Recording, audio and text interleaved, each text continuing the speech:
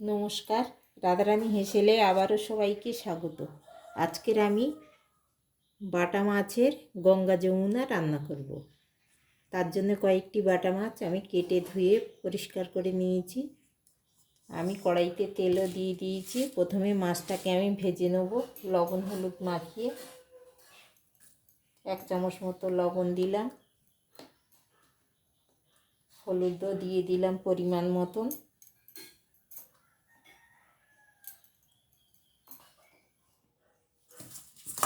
ভালো করে লবণ হলুদ মাখিয়ে আমি মাছগুলোকে ভেজে নেব। প্রথম থেকে শেষ পর্যন্ত দেখার অনুরোধ রইল।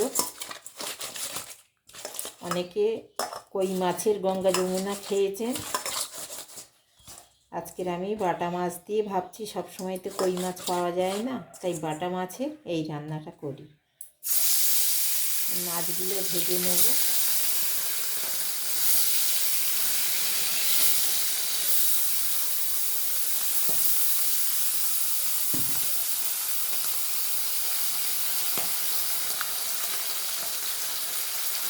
আমি এখানে নিয়েছি মশলা হিসেবে 2 রকম সর্ষে নিয়েছি।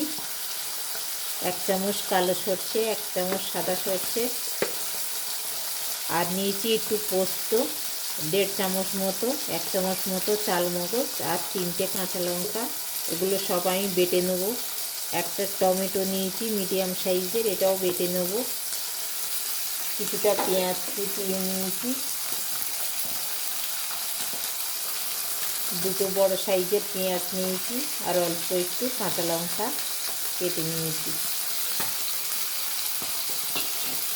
মাছগুলো ভাজা হতে থাক, ততক্ষণে আমি মশলাগুলো সব বেটে নেব। মাছগুলোও আমার ভাজা হয়ে গেছে। আমি সেই ফাঁকে সমস্ত মশলাগুলো আমি বেটে নিয়েছি। টমেটো, সর্ষে, পোস্ত, লঙ্কা, চালমগজ। এবার মাছগুলো আমি তুলে নেব। বেশ আমি লাল করেই একটু কড়া করে ভেজেছি, কারণ বাটা মাছে কাঁটা থাকে প্রচুর। একটু ভালো করে না ভাজলে এই মাছটা খাওয়া যায় না। আরও কয়েকটি আছে, আমি ভেজে নেব।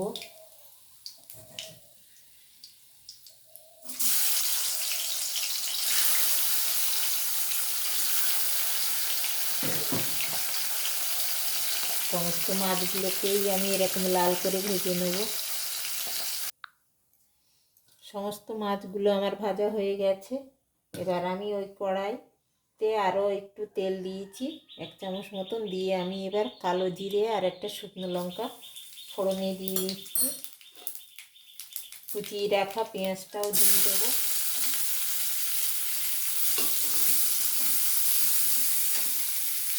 সামান্য একটু লবণ দিয়ে পেঁয়াজগুলো আমি ভেজে নেব।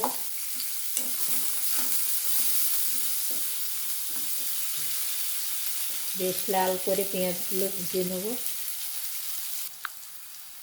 পেঁয়াজগুলো আমার বেশ লালচে হয়ে ভাজা হয়ে গেছে। এবার আমি বেটে রাখা টমেটোটা দিয়ে দেবো।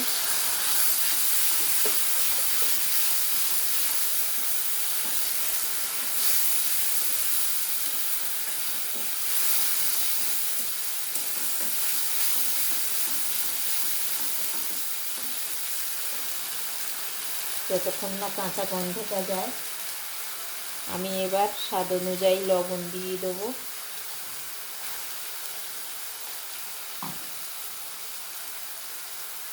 এক চামচ হলুদ গুঁড়ো দিয়ে দিলাম।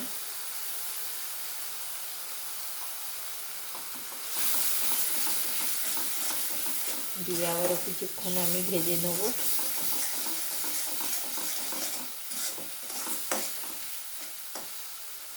টমেটোটা আমার বেশ ভাজা হয়ে গেছে।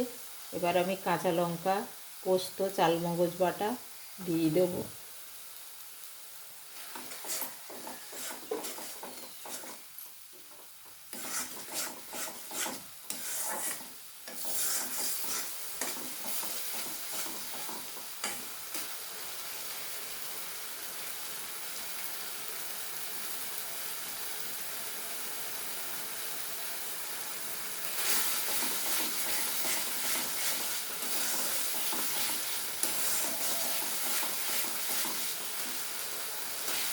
মশলাগুলো বেশ আমার ভাজা হয়ে গেছে।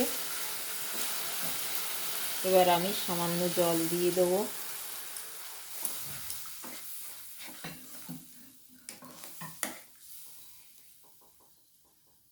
দিয়ে একটু ফুটতে দেবো, তারপরে আমি মাছগুলো দেবো।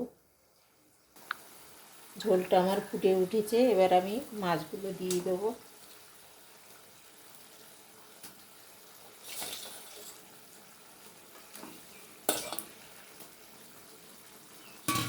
কিছুক্ষণ আমি ফুটতে দেবো।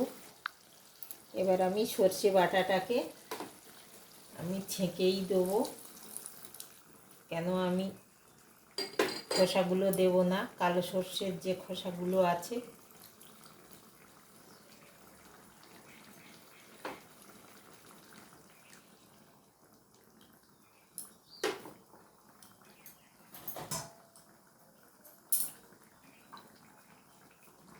আবারও আমি কিছুক্ষণ ফুটতে দেবো।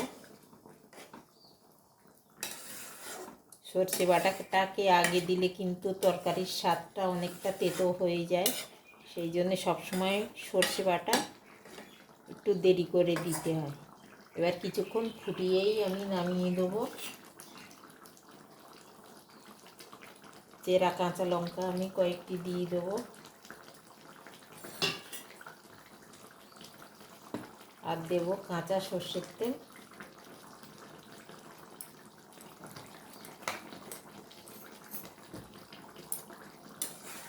এবার আমি কিছুক্ষণ ফুটিয়ে নেবো, নিয়ে নামিয়ে নেবো। আমার রান্নাটা হয়ে গেছে। এবার আমি আলাদা একটি পাত্রে নামিয়ে দেখাচ্ছি কেমন হয়েছে কালার। শেষ পর্যন্ত দেখার জন্য ধন্যবাদ। আমি আলাদা একটি পাত্রে নামিয়ে নিয়েছি, দেখুন কত সুন্দর লাগছে দেখতে। আজকে রান্নাটা আমার কেমন হলো জানাতে একবারেই ভুলবেন না। সবাই ভালো থাকুন, সুস্থ থাকুন। দেখা হবে আবার পরের কোনো রান্নায়।